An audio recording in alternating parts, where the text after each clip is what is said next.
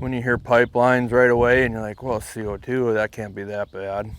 Didn't really know nothing about it. So then you start to do a little due diligence and looking into this, and man, this is a way more dangerous thing than anybody knows. And we started to go to meetings around, because they didn't tell us anything. They just dropped this on us, and we're all supposed to let these people in, and nobody knows. And I had a meeting with the neighbors. They came over and I just said, whatever we do, we got to do this together and hold this line.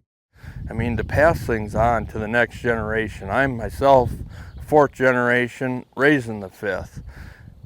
And a guy's whole goal is to, be able to have the chance to pass it on and give them the same opportunity that I had got. And it's not easy doing that anyway, just a family farm. I mean, it's tight and a lot of work, and you miss a lot of things you should probably be at. But I mean, I got a lot of generations of stuff through here. Blood, sweat, tears, broken bones, the whole works. I mean, you put everything back into the farm, always. So I stood up and said no, and no doubt because of that, maybe got this small little target on my back. So when the big event started to happen was about 13 months ago. I was planting north of the farm, 10 miles north. I'm not even in the area, I can't see the farm. And my wife happened to be home because her gallbladder gave out, so she was home after surgery getting that calibrated back in. And she calls me because someone had came into the house. She was in the shower upstairs and they yelled, hello, hello. Well, you're not hearing that outside in an old farmhouse with a shower running upstairs. You are not hearing that unless they are in the house.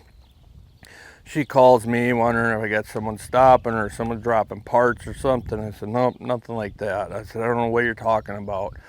And they drove over here to the shop, and she turned the cow cameras we got for calving and watching the feedlot and that. So she turned that, and we watched them go into my shop, go physically inside there, and this section of ground is not on any of the pipeline route. Like they have no business even being over here.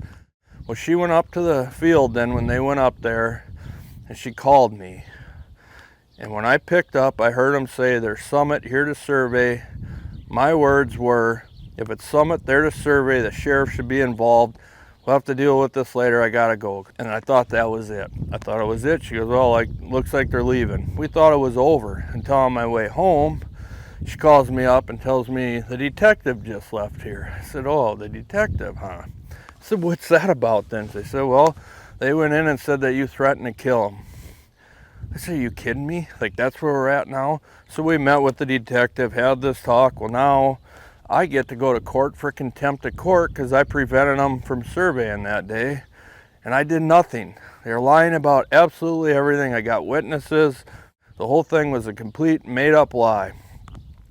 So we go to court. We get to court. We got our witnesses, my lawyer's up there.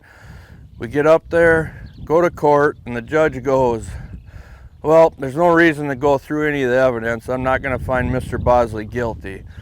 But if anybody else thinks they're going to get in the way of this survey, and they will be fined with contempt of court. And the lawyer's like, no, we want to go through the evidence. This is wrong. Like, you guys are wrong, total lies here.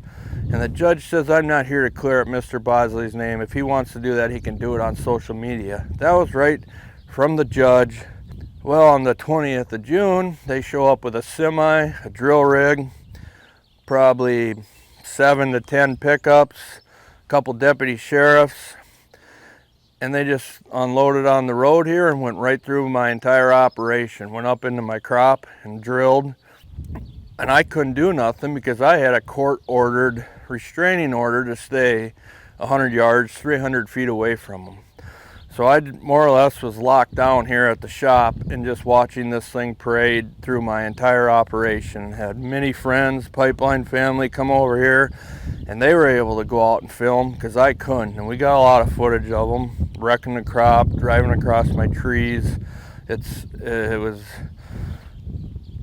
the most helpless feeling you could have, kind of being the man of the house. Like, I can handle things, and I couldn't do a thing that day. And now my family is scared to be in their own house. We don't lock our doors around here. We got the best neighbors in the world. We got everybody's got each other's back, and you watch, and you didn't worry about who was driving by. Now it's just like the whole neighborhood's on high alert. Oh, what was this pickup? That, I mean, it's just, it's changed everything, and that's not how it's supposed to be. The result of this is zero. They've said that at the ethanol plants. They've had meetings. They said, well, the result will actually be zero. So we're going to spend $1 billion for zero. I mean, you're not going to spend $1,000 and get nothing. Like, what is the point of this? I mean, from what I've seen, America doesn't have a lot of extra spare money. So why are we making up these projects that are, in the end, going to hurt every place they go? They're not going to help anything. Just leave us alone and let us try to give the next generation a chance.